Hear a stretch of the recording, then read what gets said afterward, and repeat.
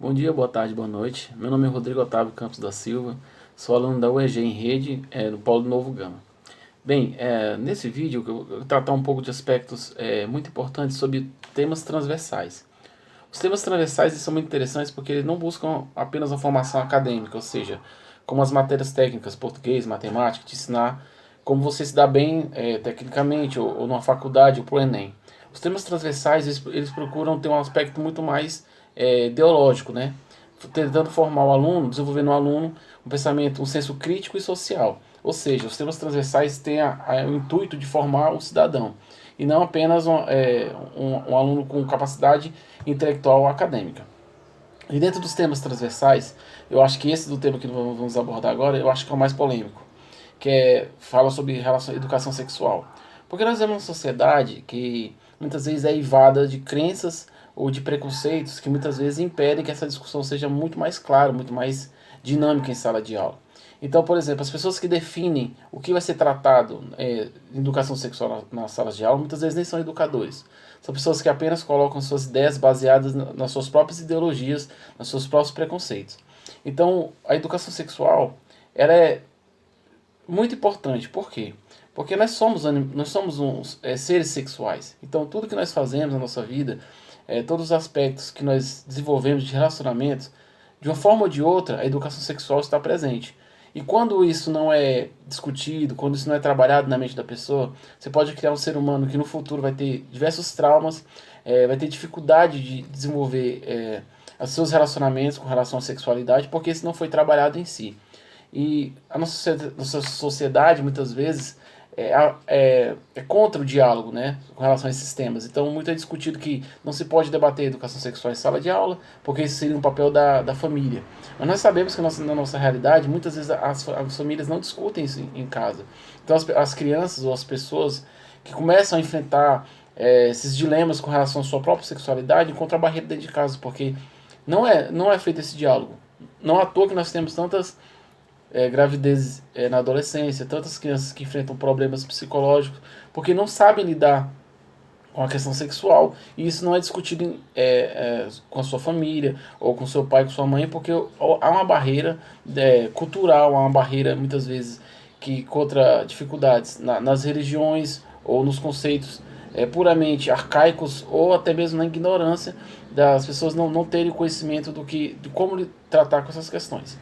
Então, assim, a educação sexual em sala de aula, o professor que vai trabalhar essas questões, ele tem que ter um preparo muito grande. Não pode ser qualquer pessoa que apenas queira colocar suas ideias, mas tem que ser um professor que esteja livre de preconceitos, que seja baseado na ciência e na biologia, e que seja baseado em conceitos que podem ser provados à luz da ciência, e não em suas próprias ideologias próprias. Porque quando você coloca o seu discurso eivado de ideologias, você com certeza você vai para um lado que muitas vezes não se prova, ou que não pode ser, que deve ser contestado e que não pode ser provado. Então, o professor tem que ter uma análise muito mais técnica, muito mais baseada na ciência, com respeito às diferenças, e porque temas que são espinhosos como esse devem ser tocados com muita responsabilidade, com muito conhecimento de causa.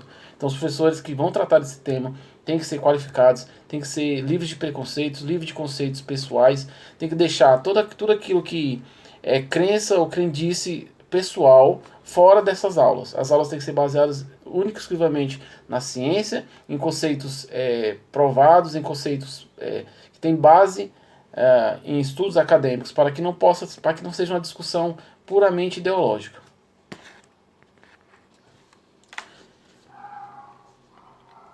E essa discussão sobre sexualidade em sala de aula tem que ser como um leque que vai aumentar a abrangência de conhecimento para os alunos, para que esses próprios alunos escolham o seu caminho, decidam como vão lidar com isso em suas próprias vidas. Ou seja, não deve ser algo como tratamento psicológico, ou algo como sabe, dizer qual caminho que a criança deve seguir. Você apenas tem que abranger o assunto, tem que abrir o leque de discussões para que o aluno possa ter liberdade de entender sua sexualidade.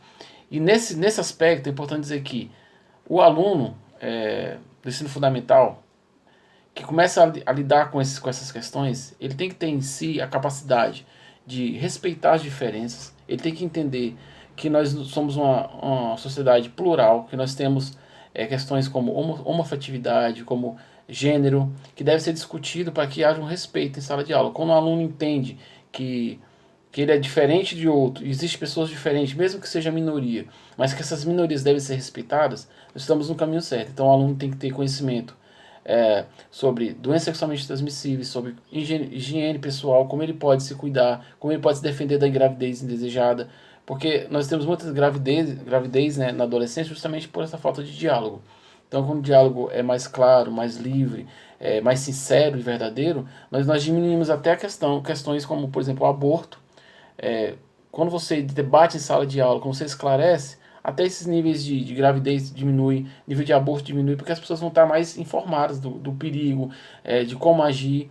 Então o aluno tem que sair do ensino fundamental, entendendo respeito às diferenças, entendendo como lidar com questões como proteção, como doenças sexualmente transmissíveis. Então esse tipo de conhecimento o aluno tem que ter bem fixado em sua mente depois do ensino fundamental. Óbvio que a família tem um papel muito importante e o colégio tem que tomar cuidado para que as questões de ideologias ou de preferências dos educadores não influenciem no diálogo em sala de aula, que seja algo livre de preconceitos, um pensamento extremamente crítico, opiniões respeitadas, mas principalmente fixar na cabeça dos alunos que o respeito às diferenças, que coisas que são estabelecidas há muito tempo, muitas vezes não estão certas, muitas vezes merecem ser revistas e reformuladas. Então tem que haver uma desconstrução de muitos conceitos que na sociedade estão fixos, mas que muitas vezes estão causando exclusões, que estão causando muitas vezes violências, não violências só físicas, mas violências também verbais, que causam constrangimentos e causam traumas em pessoas. Então o aluno tem que ter conceitos como respeito, como sabe, respeitar as diferenças, como aceitar que nós não somos presos a conceitos antigos ou arcaicos, que nós somos uns seres em evolução o tempo inteiro. Então esses assuntos têm que estar bem fixados na cabeça desses alunos.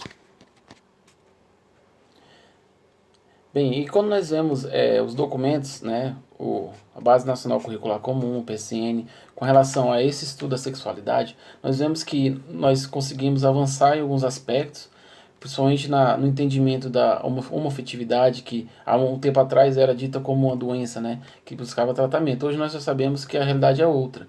Então, assim, já teve muitos avanços nos documentos, mas volta e meia nós enfrentamos alguns recursos, como assuntos que muitas vezes são puramente biológicos, deviam ser tratados à luz da ciência, muitas vezes são invadidos de ideologias ou de religiões. Então as religiões, nós vivemos num país laico, mas muitas vezes as questões religiosas influenciam demais o estudo, principalmente na sexualidade, que é um tabu, é um tema tabu, que muitas vezes é enfrentado com preconceitos ou com, sabe, dificuldades, porque a sexualidade é vista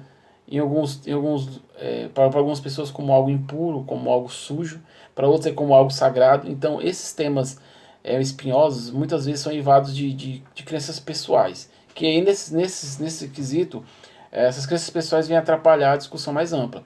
Por exemplo, as pessoas que fazem, né, que formulam os documentos, muitas vezes não são educadores, não têm conhecimento de ciência, apenas formam esses documentos baseados nas suas próprias crenças. E aí nós podemos ver estagnações, porque temas que podiam já ter avançado mais, que já poderiam estar, sabe, num diálogo muito mais profundo, muito mais técnico, ainda está cheio de convicções ideológicas, convicções próprias, que só vem atrapalhar essa discussão e torna uma sociedade um pouco mais ignorante, um pouco menos evoluída nessas questões. E a educação sexual tem que ser tem que se mudar a forma como encaramos a educação sexual na escola, a educação sexual na sociedade.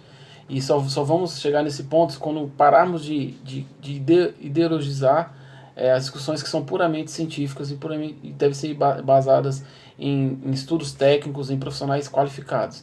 Então só dessa forma nós podemos alcançar um denominador comum.